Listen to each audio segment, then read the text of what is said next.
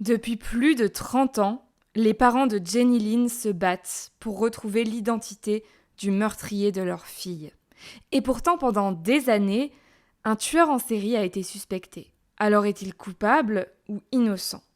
Je vais vous raconter son histoire. Mais avant, je remercie Eve & Co, la marque de culottes menstruelles la mieux notée sur Trustpilot, de sponsoriser cette vidéo. Les culottes menstruelles remplacent totalement les serviettes et les tampons, vous n'avez besoin d'aucune autre protection, pas de fuite et pas d'odeur pendant 12 heures. L'avantage avec Eve & Co, c'est la finesse et l'efficacité de leurs culottes. On a vraiment l'impression de porter une culotte normale et l'absorption est incroyable. On reste au sec avec un sentiment de fraîcheur toute la journée. On est bien dedans, c'est super confortable et invisible sous les vêtements. Je vous montre aussi le boxer, super pratique sous une petite robe ou une petite jupe d'été.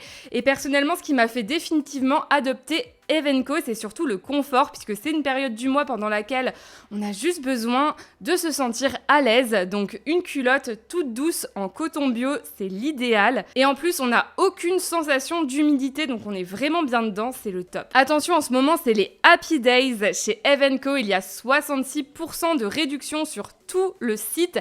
Et avec mon code JESCRIM, vous avez avec votre commande 2 culottes offerte. Il vous suffit d'ajouter le produit de votre choix dans votre panier et les culottes seront automatiquement ajoutées à votre commande. Vous pouvez scanner le QR code ou passer par le lien que je vous ai mis en description. En tout cas, merci à ceux qui passent commande, ça soutient énormément ma chaîne. Bonjour à tous, j'espère que vous allez bien. Aujourd'hui, je vous emmène avec moi aux États-Unis sous le soleil de la Californie pour vous raconter une histoire qui, loin de réchauffer, est plutôt du genre à faire froid dans le dos. Jennifer Anshi Lynn, dite Jenny, a 14 ans et elle vit dans une grande maison avec ses parents et sa petite sœur dans la ville de Castro Valley, une ville plutôt tranquille et arborée qui se situe à seulement 30 minutes en voiture de la ville de San Francisco. Ses parents, John et Mei Lian, sont originaires de Taïwan, pays qu'ils ont quitté en 1973 pour venir étudier aux États-Unis. John a étudié l'informatique, Mei Lian la biochimie et ils ont trouvé du travail sans mal dans le pays. John travaille pour la réserve fédérale des États-Unis, rien que ça. Il travaille à San Francisco et c'est tout naturellement que le couple a décidé de s'installer plutôt en banlieue pour pouvoir élever ses enfants dans le calme et la tranquillité, loin de l'agitation de la ville. Ils ont eu plusieurs maisons avant de s'installer définitivement dans celle du quartier de Palomares Hills, donc à Castro Valley. Et ce quartier en particulier est un quartier bourgeois qui est excentré, il ne se situe pas du tout au niveau du centre-ville, mais plutôt dans la nature, à l'écart, donc encore plus au calme. Les Lynn ont choisi leur maison spécifiquement parce qu'elle était assez grande pour pouvoir accueillir tous les amis de leur fille, puisque pour eux, le bonheur de leurs enfants est la priorité absolue. Du haut de ses 14 ans, qu'elle vient tout juste de fêter 2 jours auparavant, Jenny est un petit prodige de la musique. Elle pratique la danse depuis qu'elle a 3 ans, elle prend également des cours de piano, mais c'est surtout le violon qui a emporté son cœur, et c'est un instrument qu'elle maîtrise quasiment à la perfection. Dites-vous qu'à seulement 14 ans, elle fait déjà partie d'un gros orchestre avec des adultes et elle est le joueur principal de violon dans cet orchestre. Donc elle est vraiment reconnue comme un prodige du violon. Elle excelle aussi en cours, puisqu'au moment de notre affaire qui se déroule en 1994, elle est sur le point d'obtenir l'équivalent du brevet des collèges, son diplôme de fin de collège, en tant que valedictorian. Alors, c'est un mot qui fait très prestigieux en anglais, mais en gros, ça veut tout simplement dire qu'elle était première de sa classe. Bon, Jenny n'est pas qu'un petit génie, ça reste aussi une enfant, une adolescente comme les autres. Dans sa chambre, on trouve des posters de ses groupes de musique favoris. Elle est particulièrement fan du groupe U2 et elle a également affiché un poster du Roi Lion. Alors, à cette époque-là, le dessin animé n'est pas encore sorti, mais il est sur le point de sortir et Jenny a vraiment hâte hâte de le voir, donc elle a mis l'affiche parce que ça la réjouit de savoir que ce dessin animé va sortir. C'est aussi une jeune fille très populaire à l'école. C'est vrai que parfois quand on parle de premier de la classe, ce sont des enfants qui ne sont pas forcément parmi les plus populaires, mais pourtant Jenny ne répond pas à cette règle. Elle a beaucoup d'amis. C'est une fille qui a une personnalité très sympathique, très agréable. Elle est du genre à toujours faire attention à ne pas blesser les autres. Elle veut toujours être gentille et elle veut toujours aider. Elle aide notamment ses camarades de classe avec leurs devoirs, ou quand ils ont besoin d'aide pour réviser pour un contrôle, ils peuvent toujours compter sur elle, ils peuvent l'appeler et elle leur donne des indications, de l'aide. Sinon, comme toutes les adolescentes de son âge, elle adore les habits, elle fait très attention à son look et elle aime aussi parler de garçons avec ses copines. On est le 27 mai 1994 quand Jenny rentre seule du collège. Elle finit tôt les cours, donc elle arrive chez elle à 14h45, alors que sa petite sœur est toujours à l'école et ses parents au travail. Vous allez peut-être vous dire que ça fait jeune pour une adolescente de rester seule chez elle comme ça, mais j'aimerais vous répondre que ça dépend des adolescents. Il y en a qui sont quand même plus responsables que d'autres, on va dire, et pour le coup, les parents de Jenny ont vraiment confiance en elle. C'est une adolescente très sage, qui respecte bien les règles. Elle fait même du babysitting pour vous dire. Des gens ont confiance en elle du haut de ses 14 ans pour prendre soin de jeunes enfants et de bébés. Donc c'est vous dire à quel point elle est mature pour ses 14 ans. Je ne dis pas pour autant que c'est une bonne idée de l'avoir laissée seule, mais en tout cas c'est pour vous expliquer comment ses parents en sont arrivés à la laisser seule à la maison. Surtout qu'ils vivent dans un quartier bourgeois qui est présenté comme un quartier très sécuritaire. Ce n'est pas un endroit où il y a des criminels partout dans la rue, vous voyez ce que je veux dire? Donc eux dans leur tête ils se disent bon il va rien lui arriver, elle reste juste seule quelques heures, elle ferme la porte à clé, tout va bien. Et effectivement Jenny fait sa petite vie tranquillement dans la maison, elle a ses petites habitudes, elle allume la télévision, elle appelle quelques copines pour leur expliquer qu'elle est bien rentrée chez elle, quel est son programme de l'après-midi, et puis elle raccroche le téléphone vers 15h15, et quand à 15h30, son père l'appelle pour savoir si elle est bien rentrée et si tout va bien, elle ne décroche pas. Le pauvre tente de se rassurer comme il peut. Vous imaginez en tant que papa savoir que sa fille est seule à la maison, elle ne répond pas au téléphone, c'est très inquiétant. Mais bon, il se dit ok, il y a quand même peu de chances qu'il lui soit arrivé quelque chose. Certainement qu'elle a juste pas entendu le téléphone ou qu'elle est occupée, elle a peut-être mis la musique trop fort, elle est dans une autre pièce. Enfin bref, vous voyez, c'est une époque où il n'y a pas les téléphones portables, donc c'est le téléphone fixe. Il suffit qu'elle soit dans une autre pièce, elle a pu rater la sonnerie ou quelque chose. Donc il passe l'après-midi comme ça, il rentre comme prévu à 18h45. Mais quand il passe le pas de la porte, il a tout de suite un mauvais pressentiment, puisqu'il voit la télé allumée dans le salon, mais Jenny ne s'y trouve pas. Il crie son prénom, « Jenny! Jenny! T'es où, Jenny ?» Mais pas de réponse. Il remarque alors que la baie vitrée qui donne dans le jardin, donc à l'arrière de la maison, est déverrouillée. Ce n'est pas quelque chose d'habituel. Normalement, toutes les portes sont verrouillées, surtout quand Jenny est seule à la maison. Elle a la consigne de bien laisser les portes verrouillées. Donc, il ouvre la baie vitrée, il sort dans le jardin en pensant que Jenny s'y trouve, mais rien du tout. Elle n'est pas dans le jardin. Il y a le chien de la famille qui est bien là. Dans le jardin, il a un espèce d'enclos où il peut aller dehors. Donc, il est là dans son enclos, mais sa fille n'est pas là. Donc, il rentre à nouveau à la maison et il décide d'aller voir dans les seules pièces qu'il n'a pas encore explorées, c'est-à-dire les pièces de l'étage. Il monte les escaliers et une fois arrivé en haut, il constate que toutes les portes sont ouvertes, sauf une, la porte de la salle de bain. Il s'approche, il ouvre la porte, et là, c'est l'horreur, puisqu'il découvre sa petite de 14 ans, entièrement nue, allongée sur le sol, ligotée par du ruban adhésif et baignant dans son sang.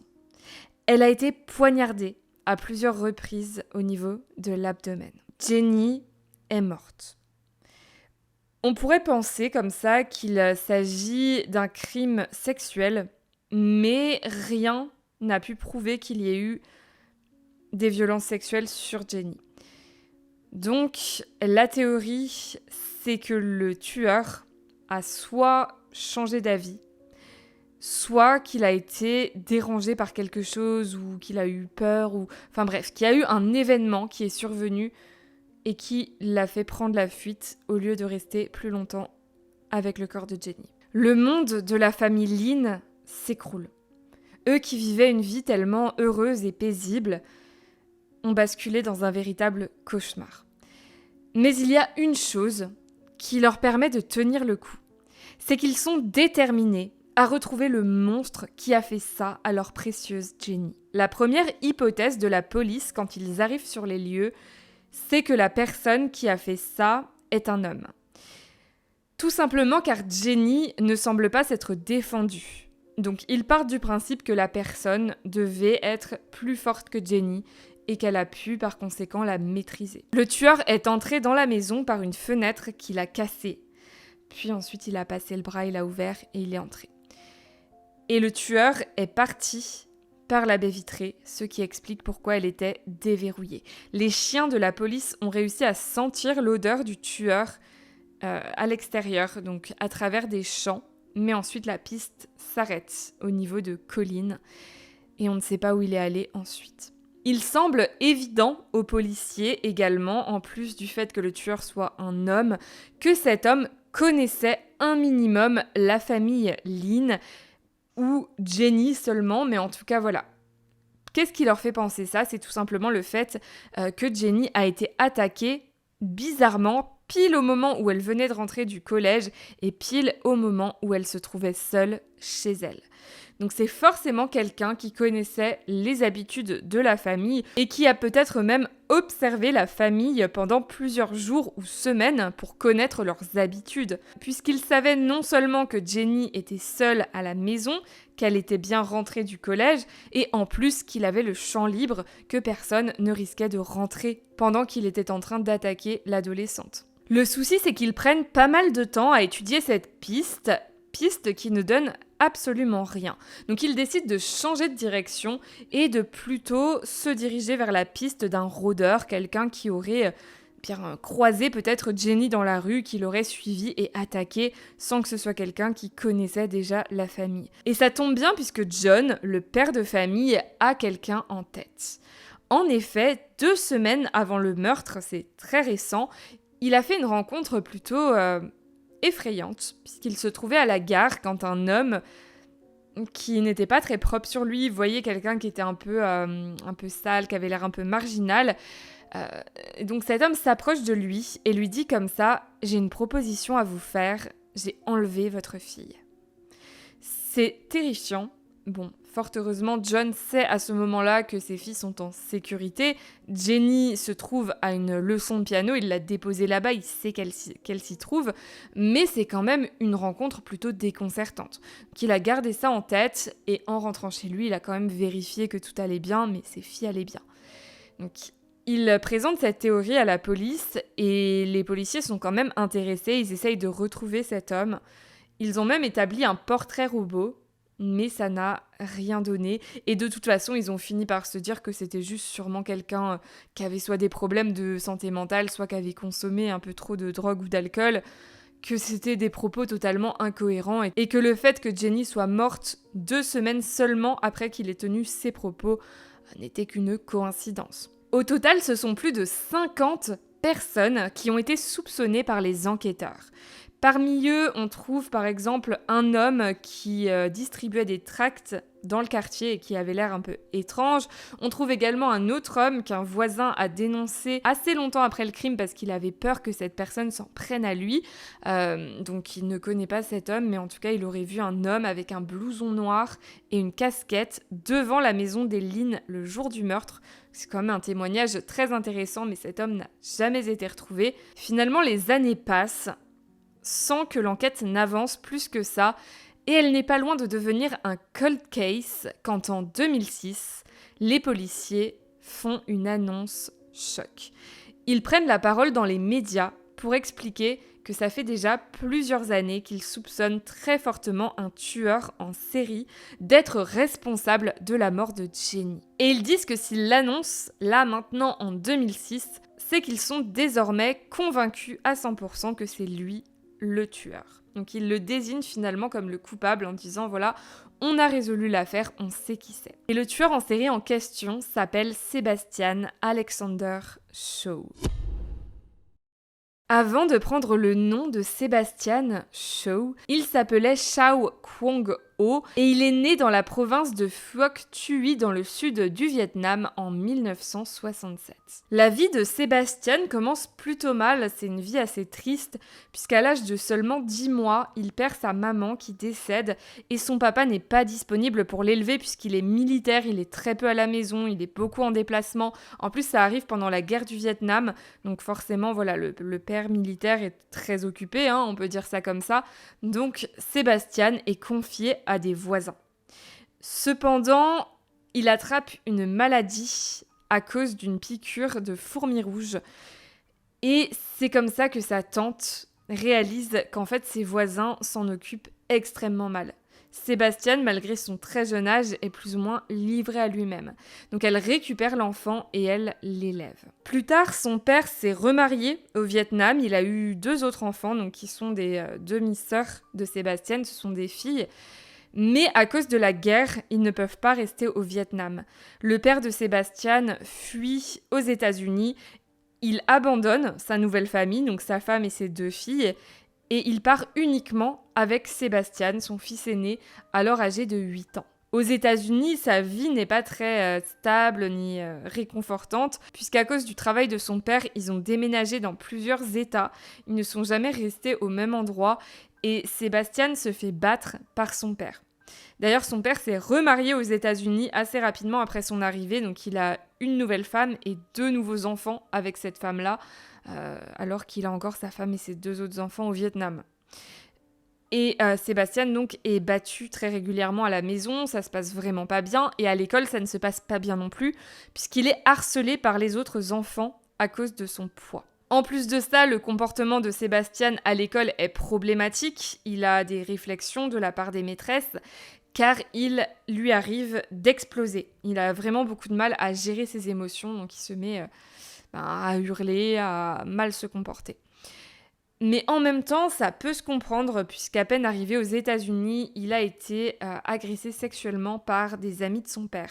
Donc forcément, il y a de quoi être traumatisé, surtout qu'il n'a absolument personne à qui se confier. Son père le frappe, ses camarades d'école le harcèlent, donc vraiment, il n'a absolument aucune tendresse, aucun amour, aucun confident dans sa vie. Après le collège, Sébastien et son père déménagent encore une fois en Oregon. Et là, ça se passe beaucoup mieux pour Sébastien, en tout cas à l'école, puisque cette fois, il ne subit plus de harcèlement, il est maintenant lycéen, et il a des amis. Donc vraiment, il est bien intégré, tout va bien pour lui, mais pour autant, il ne se sent toujours pas heureux, puisque son père, à la maison, continue à le maltraiter. Il se fait frapper vraiment très violemment. Il reçoit des coups de ceinture, mais il est également battu avec des planches en bois et avec des pierres. En fait, son père prend un peu tout ce qu'il peut trouver pour le frapper avec. C'est vraiment très violent. Par conséquent, même s'il a des amis, Sébastien se sent toujours extrêmement triste, à tel point qu'il a essayé une fois de mettre fin à ses jours en avalant une boîte d'aspirine. Sébastien a tenté de donner l'alerte, puisqu'un jour il fugue, il a tout juste 18 ans. Il fait 48 km à vélo pour aller voir la police de Portland et leur raconter ce qu'il vit à la maison, ce que son père lui fait subir. Mais les policiers, au lieu de réagir de manière professionnelle et de faire quelque chose pour aider cet adolescent, se contentent d'en informer son établissement scolaire et ils ne font rien d'autre. En gros, ils passent le problème au lycée. Débrouillez-vous avec cette info et basta. Mais le lycée ne fait rien, donc rien ne change dans la vie de Sébastien. Et un jour, alors qu'il est en train de réviser pour un contrôle, son père lui demande de l'aide. Et Sébastien lui répond que non, qu'il a un contrôle très important le lendemain, il veut pouvoir réviser. Donc son père, qui ne supporte pas que Sébastien lui dise non, se met à le frapper, encore une fois, avec une planche en bois. Sébastien, bien évidemment, est blessé, il est très mal, et c'en est trop pour lui. Il décide que c'est la fois de trop, la goutte d'eau qui fait déborder le vase. il prend ses affaires et il part s'installer chez sa tante en Californie. Désormais adulte, Sébastien fait le choix de ne pas faire d'études supérieures. Il ne s'inscrit pas à l'université, il se lance directement dans le monde du travail. Il travaille quelque temps en entreprise, puis il rejoint l'armée. Finalement, c'est assez ironique puisqu'il choisit la même voie que son père alors qu'ils sont en énorme conflit tous les deux. Et une fois dans l'armée, il est envoyé au Japon, donc il travaille là-bas pendant quelques années. Et c'est dans cette période que Sébastien demande à prendre le nom Sébastien Alexander Shaw de manière officielle. Donc ça devient son nom légal. En 1990, nouveau coup dur pour Sébastien, qui est renvoyé de l'armée à cause de son poids. C'est très très dur pour lui, puisqu'il a déjà été harcelé toute sa scolarité, enfin en tout cas au primaire et au collège à cause de son poids. Et voilà que maintenant, alors qu'il est très content d'être dans l'armée, on le renvoie encore une fois à cause de son poids. C'est vraiment quelque chose qui lui pourrit la vie. Tout le monde s'en prend à lui par rapport à ça. Mais bon, c'est sûr que l'armée, ils sont quand même assez stricts là-dessus. On ne peut pas entrer dans l'armée si on est par exemple trop petit ou pas en bonne santé physique. Enfin, ils ont quand même des critères à respecter. Sébastien le savait en entrant dans l'armée. Mais en fait, malgré ses efforts, il n'a jamais réussi à changer de silhouette pour une silhouette plus svelte ou plus sportive. Donc l'armée a préféré se passer de lui plutôt que d'attendre encore qu'il essaye de se remettre en forme. Ça a tellement fait de mal à Sébastien de se faire virer comme ça qu'il en a parlé dans son journal intime en disant à quel point il trouvait ça injuste et à quel point ça le peinait d'avoir été renvoyé de la sorte. C'est le début d'une véritable descente dans les ténèbres pour Sébastien. Maintenant, de retour parmi les civils et bien installé dans la ville de Portland, en Oregon, Sébastien est contraint de trouver du travail. Mais c'est très dur pour lui puisqu'il ne garde jamais ses boulots très longtemps. Il rencontre toujours un peu le même problème. Déjà, il y a son caractère. C'était déjà le cas quand il était enfant. Il a un caractère explosif. Il est du genre à avoir énormément de mal à gérer ses émotions et à réagir de manière extrême. Il traite également très mal ses collègues, il les prend de haut, il leur donne des ordres en leur criant dessus. Enfin, ça ne passe pas du tout au niveau des relations humaines. Il lui est déjà arrivé également d'arriver sous au travail ou d'arriver sale. Finalement, il rentrait de soirée, il n'avait pas dormi de la nuit, il arrive au travail fatigué. Enfin bref, il a un comportement qui n'est pas du tout professionnel. Mais le plus gros souci avec Sébastien, c'est la façon dont il se comporte avec les femmes. Puisque au cours de sa vie professionnelle, de nombreuses femmes se sont plaintes d'avoir subi du harcèlement sexuel. C'est justement ce que vit sa collègue Shirley, qui a déjà informé ses supérieurs à plusieurs reprises de la situation qu'elle vit au travail, du véritable harcèlement sexuel que lui fait subir Sébastien. Mais ça ne change rien, ses supérieurs ne font pas grand-chose pour l'aider. Cependant, le fait qu'elle l'ait dénoncé arrive aux oreilles de Sébastien et il est furieux, tellement furieux qu'il laisse un mot sur le bureau de sa collègue dans lequel il lui fait des menaces de mort. Cette fois, l'entreprise est forcée de réagir, ça va beaucoup trop loin. Bon, ils auraient déjà dû réagir avant avec le harcèlement sexuel, mais vous voyez, là, pour eux, c'est vraiment trop, c'est plus possible. Donc ils renvoient Sébastien sur le champ. Au lieu de profiter de ce licenciement pour faire son introspection, pour essayer de changer de comportement et se remettre en question, Sébastien décide plutôt de nourrir la haine qu'il ressent envers sa collègue et il se met à ruminer, il est très énervé et il en vient même à souhaiter sa mort. Le problème, c'est qu'il se dit que s'il la tue, on saura tout de suite que c'est lui puisqu'il vient de lui faire des menaces de mort, donc c'est littéralement évident que si elle meurt dans la foulée, c'est lui le coupable. Alors il fait quelque chose de complètement dingue. Il décide qu'au lieu de tuer sa collègue, il va tuer un inconnu qui n'a rien à voir dans l'histoire, juste histoire de se défouler, d'apaiser un peu cette colère qu'il ressent et de faire redescendre la pression. Ça tombe bien puisque quelques temps auparavant, il a repéré un homme alors qu'il se trouvait dans la file d'attente d'un magasin. Un homme qui était en fauteuil roulant et qui lui a semblé être une victime idéale. Il faut dire que Jay Rick Bale, 40 ans, est une personne extrêmement naïve. Adepte d'un courant spirituel qui s'appelle le New Age, ça tient à cœur à Jay de faire confiance à son prochain et d'avoir de nombreuses interactions sociales avec des inconnus. Inconnus qu'il essaye à chaque fois de convertir à sa religion. Ainsi, il distribue régulièrement dans la rue, à des personnes qu'il croise ou avec qui il discute un peu, sa carte de visite. Avec dessus son nom et son adresse. Et quand les personnes viennent chez lui, il leur ouvre la porte volontiers, il les invite à entrer et il continue à discuter avec eux. C'est quelqu'un vraiment de très sociable, mais surtout de trop naïf. Clairement, inviter comme ça des inconnus chez soi, des personnes qu'on connaît depuis quelques secondes, c'est quelque chose de dangereux, il ne faut jamais faire ça. Bien évidemment, il y a des personnes qui viennent discuter avec lui parce que ce sont des personnes qui ont juste envie de parler avec lui et qui sont bien intentionnées, mais il y a aussi des personnes qui viennent chez lui et qui ne sont pas de bonnes personnes. En plus de ça, Jay a tendance parfois à donner de l'argent aux gens, pour vous dire à quel point sa gentillesse est trop extrême. Donc, il y a des gens qui en profitent et il arrive souvent que des personnes qu'il a invitées dans son logement repartent avec des objets personnels qu'ils ont volés. C'est probablement ce qui a attiré Sébastien. Un homme quadriplégique, trop naïf, qui lui ouvrira la porte de chez lui sans aucun problème s'il toque, c'est clairement la victime idéale. Et alors que Jay est allongé dans son lit, Sébastien se jette sur lui, armé d'un couteau, et lui tranche la gorge. Jay se vide de son sang et meurt. Je précise que c'est arrivé vraiment le même jour où il a été licencié. Dans la foulée, il est allé tuer Jay Rick Bale. C'est le colocataire de Jay qui découvre son corps et appelle la police. Le sang du tueur, donc de Sébastien, est retrouvé dans le hall d'entrée du logement et dans la salle de bain. J'imagine qu'il a dû se blesser en poignardant, en égorgeant Jay.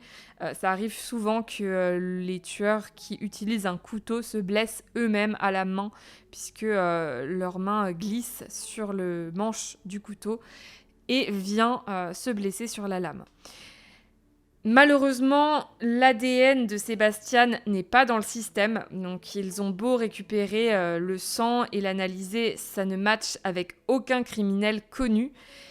Et vu le profil de Jay, son tueur peut être n'importe qui puisqu'il fait rentrer plein d'inconnus chez lui. Ça peut être n'importe quel type qu'il a vu dans la rue et à qui il a donné sa carte de visite. Donc l'enquête est très compliquée. Et les policiers galèrent vraiment à trouver le coupable. Sébastien, de son côté, retrouve du travail comme agent de sécurité et 1 an après le meurtre de Jay, rebelote.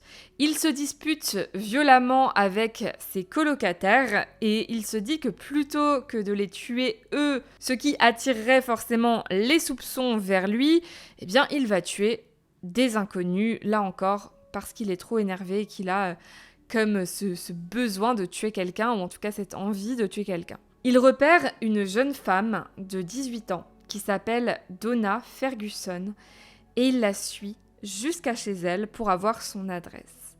Elle vit en couple avec son petit ami Todd Rudiger qui a 29 ans et Sébastien va leur faire vivre un véritable cauchemar. Il entre dans leur mobil-home de force, puis il les menace avant de les ligoter. Ensuite, il place Todd dans un placard et pendant que Todd est enfermé dans le placard, qu'il ne peut rien faire puisqu'il est ligoté, Sébastien en profite pour faire subir des violences sexuelles à sa petite amie Donna. Donc en fait, Todd entend tout mais ne peut pas intervenir. Et ça, c'est quelque chose que Sébastien adore. Il adore que ses victimes soient impuissantes et qu'il puisse faire d'elles ce qu'il veut. Une fois qu'il en a terminé avec Donna, il libère Todd, il le fait sortir du placard, il le ramène dans la chambre avec Donna, puis il les égorge tous les deux. Ils se vident de leur sang et ils meurent. Leurs deux papas, donc le papa de Todd et le papa de Donna, inquiets de ne pas avoir de nouvelles de leurs enfants, se contactent l'un l'autre et décident de se retrouver devant le mobil-home pour aller voir ce qui s'y passe. Donc ils se retrouvent là-bas, ils entrent dans le mobil-home et tout comme le père de Jenny, ils ont le malheur de découvrir leur enfant qui a été assassiné. C'est absolument atroce. Ils appellent la police. Et là encore, l'ADN du tueur est retrouvé. Cette fois, donc, c'est son sperme qui est retrouvé dans le corps de Donna. Mais comme pour le meurtre de Jay, il est impossible de retrouver l'identité du coupable de cette façon-là, puisque l'ADN de Sebastian n'est pas dans les ordinateurs de la police, il n'est pas enregistré dans le fichier. Cependant, ils ont quand même réussi, grâce à son ADN, à avoir un indice, puisqu'ils parviennent à déterminer que le tueur est d'origine asiatique, ce qui réduit quand même la liste des suspects. Mais étant donné que le couple ne connaissait absolument pas Sebastian, qu'il les a choisis au hasard, ils ont beau enquêter parmi leurs proches, ils ne trouvent rien. Après les meurtres de Todd et Donna qui ont eu lieu en 92, on a le meurtre de Jenny Lynn en 94. Mais je vous avoue qu'on n'a absolument aucune certitude à l'heure actuelle que Sebastian soit coupable de ce meurtre. Je vous expliquerai un peu plus ensuite, mais ce qui est sûr, c'est qu'il était quand même dans le coin, puisqu'il travaillait dans une cour d'appel en Californie, pas très loin de là où vivait Jenny, donc c'est totalement possible que ce soit lui, mais on n'en est pas sûr. Toujours en 1994, mais un peu plus tard, après le meurtre de Jenny, Sebastian est arrêté par la police en pleine nuit, puisqu'il le trouve endormi dans une voiture volée. C'est une voiture qui a été obtenue au cours d'un cambriolage à San Ramon. Fort heureusement, les occupants de la maison étaient en vacances, donc Sebastian ne leur a fait aucun mal. Il s'est contenté de voler dans la maison, puisqu'à ce moment-là, il est SDF. Donc il est dans une situation très compliquée et il a choisi donc de voler cette voiture pour avoir un petit peu plus de confort dans sa vie. Mais il est chopé par la police peu de temps après. Mais le plus inquiétant, ce n'est pas le vol de cette voiture, c'est ce que les policiers retrouvent dans la voiture, qui sont des affaires personnelles appartenant à Sebastian. Ces affaires, c'est tout simplement le kit du parfait petit meurtrier. Les policiers retrouvent dans la voiture une cagoule, de la pornographie, des couteaux, un marteau, des menottes, des gants en latex, des cordelettes, des menottes, une chaussette remplie de plomb et le livre The Anarchist Cookbook. C'est un livre qui explique notamment comment fabriquer une bombe artisanale. C'est super inquiétant et forcément quand les policiers voient tout ça, ils aimeraient avoir une bonne raison de le garder en prison puisqu'il semble être un individu très dangereux. Le souci, c'est qu'ils n'ont pas de preuves à ce stade qu'il ait commis des meurtres ou quoi que ce soit. C'est juste que le contenu de son sac est un peu effrayant. Alors la seule chose qu'ils peuvent faire, c'est l'inculper pour le cambriolage. Et pour cela, il ne fait que 2 semaines de prison.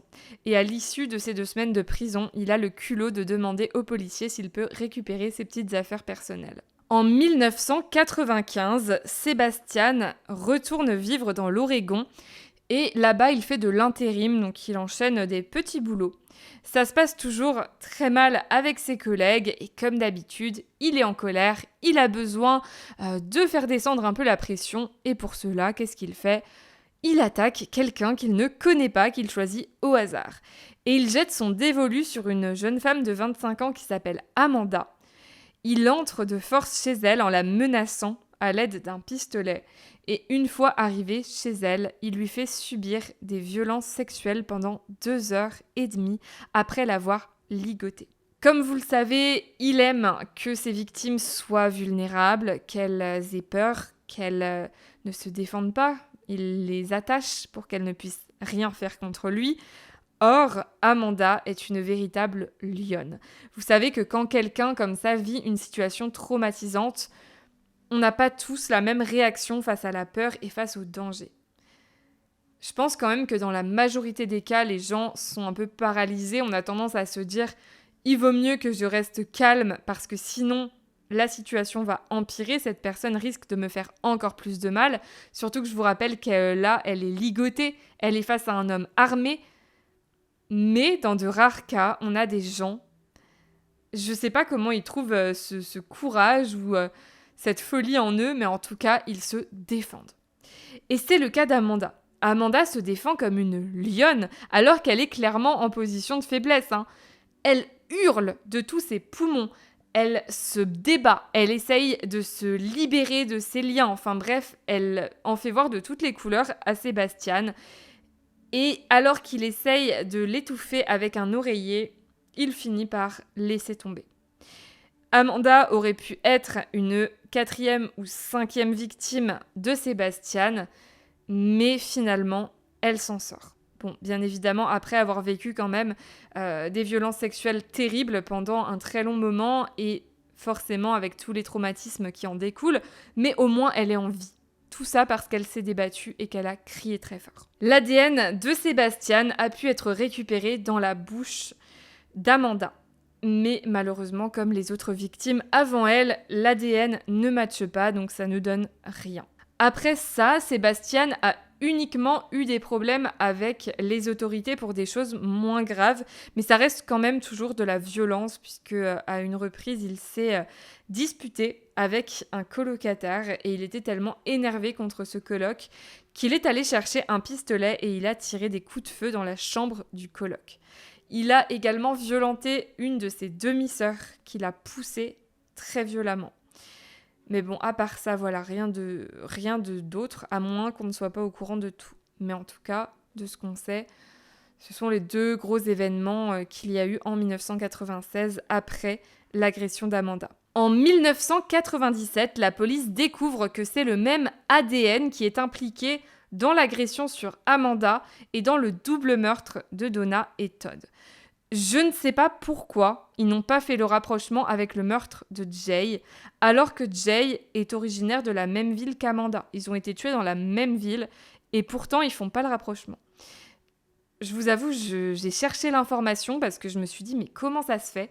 Mais j'ai pas réussi à trouver pourquoi. Donc je sais pas, je saurais pas vous expliquer. Mais en tout cas voilà, ils savent que c'est la même personne qui est impliquée dans l'affaire Amanda et dans l'affaire Donna et Todd. Finalement, ce qui va trahir Sébastien, ce n'est pas un nouveau meurtre. C'est vrai que c'est souvent comme ça pour les tueurs en série. C'est un nouveau meurtre qui permet d'obtenir de nouveaux indices, de nouvelles preuves et de le choper, de le mettre en prison.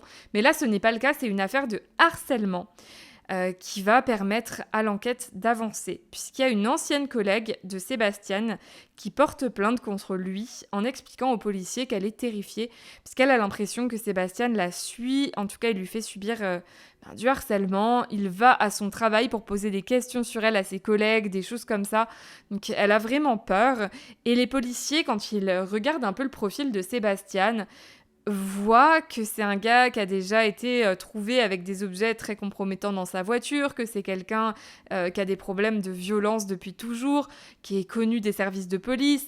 Donc ils se disent que ce serait quand même pas mal de récupérer l'ADN de ce gars-là. On ne sait jamais. Les policiers se mettent à suivre Sébastien discrètement et à un moment donné, ils fument avant d'entrer dans un supermarché et ils jettent le mégot au sol.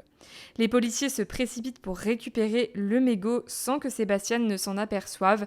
Ils font analyser ce mégot et bingo, ça match.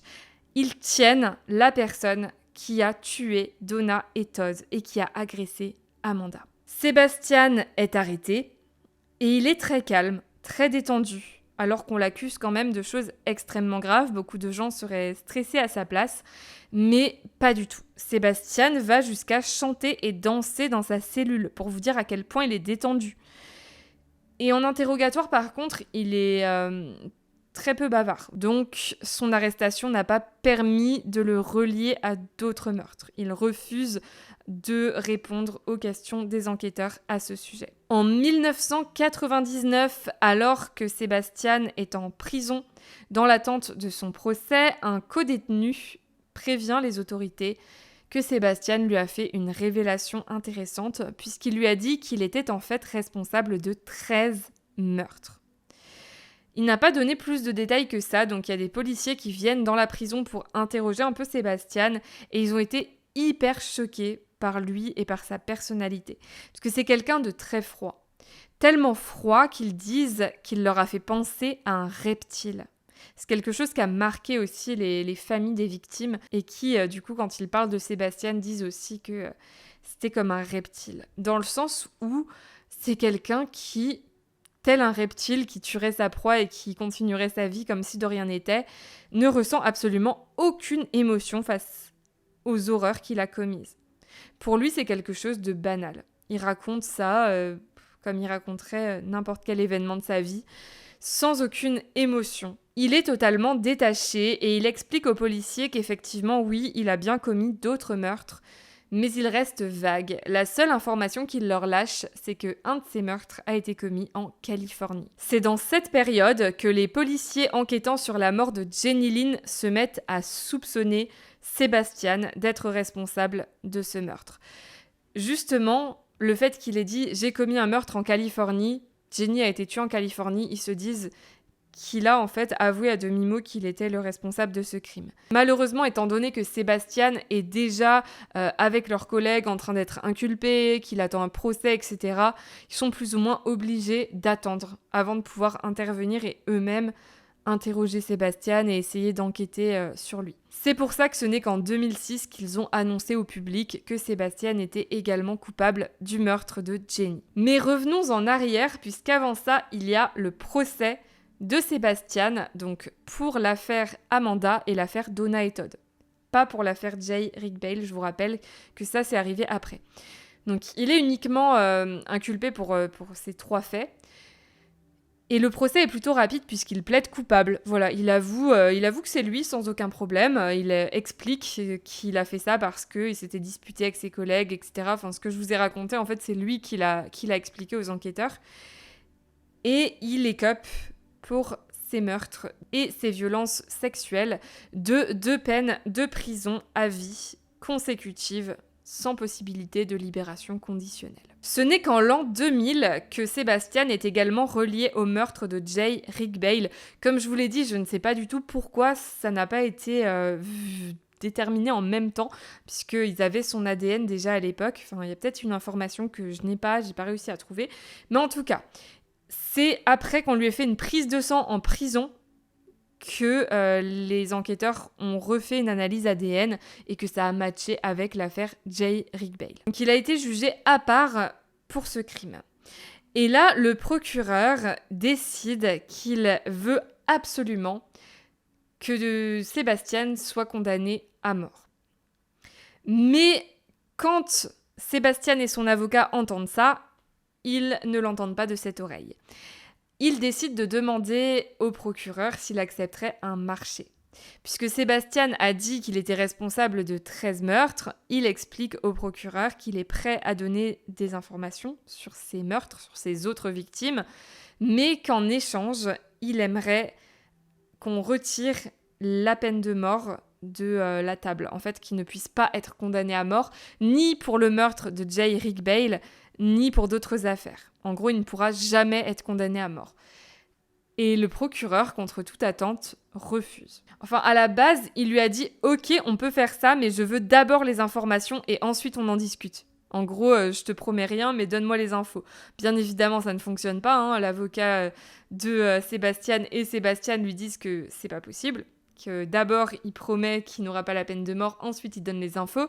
Donc le procureur refuse. Et en fait, il explique qu'il a refusé parce qu'il n'a pas la certitude à ce moment-là que Sébastien va vraiment lui donner des infos. Il ne sait pas du tout ce qu'il compte dire. En fait, il n'a que sa parole, mais en soi, ça se trouve, il n'y a pas d'autres victimes et il va raconter n'importe quoi, juste pour ne pas avoir la peine de mort. Vous voyez ce que je veux dire ? Donc, vu qu'il tient absolument à ce que Sébastien soit condamné à mort, il a refusé. Mais c'est une décision qui a été quand même controversée, puisque forcément, on a envie de savoir qui sont ces autres victimes. Est-ce que c'est vrai ? Qu'est-ce qu'il aurait dit ? Mais on ne le saura jamais à cause de ce procureur.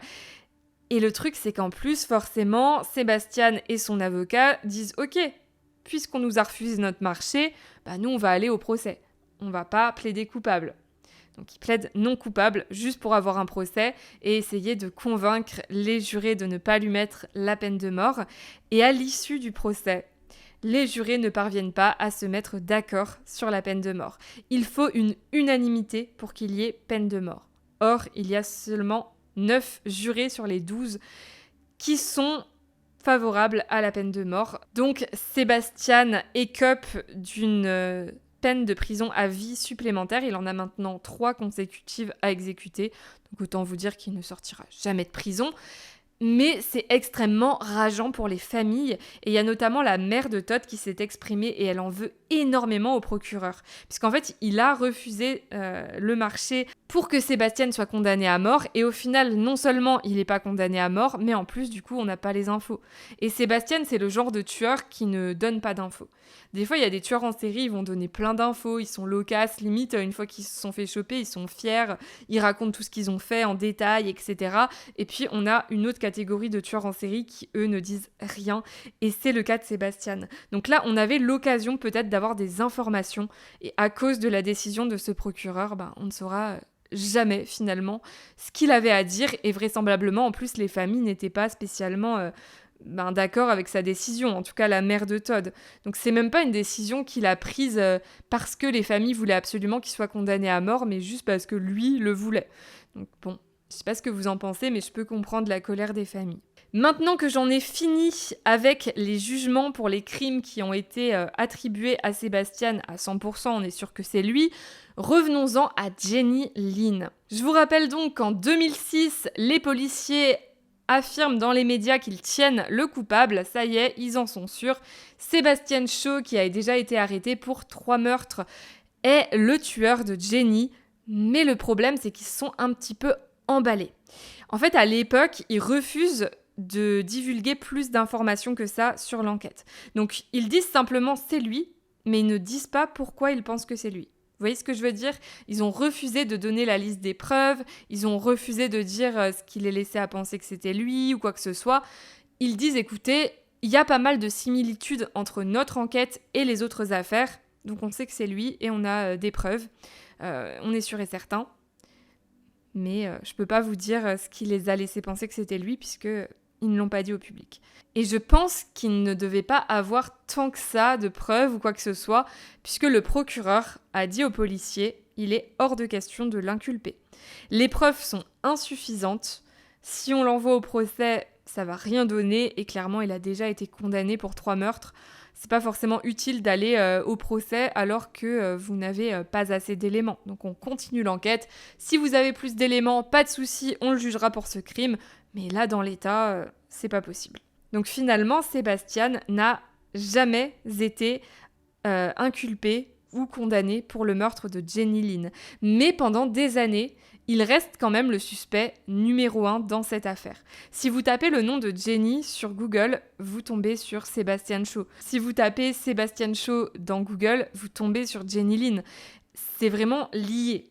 Vous voyez, moi à la base, je voulais parler uniquement de l'affaire Jenny Lynn, mais j'ai vu tout de suite qu'en fait, j'étais incapable de parler d'elle sans parler de Sébastien Shaw parce que c'est vraiment 2 affaires qui sont liées. Et c'est vrai que quand on voit le mode opératoire, ça ressemble quand même à celui de Sébastien.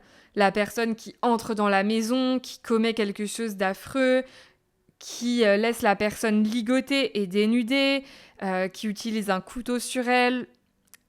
Et en plus, Sébastien était dans les environs, habitait dans les environs à ce moment-là. Bon, ça fait quand même pas mal de coïncidences.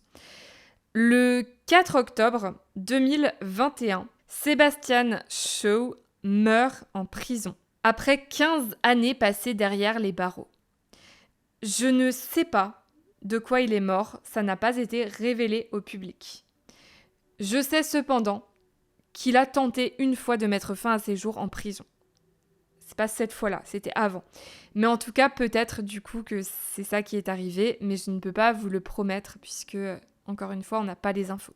Au cours de l'année suivante, en 2022, nouvelle déclaration choc de la police, des enquêteurs donc chargés de l'affaire Jenny Lynn, qui annonce dans les médias que Sébastien Shaw n'est plus considéré comme un suspect dans l'affaire Jenny Lynn.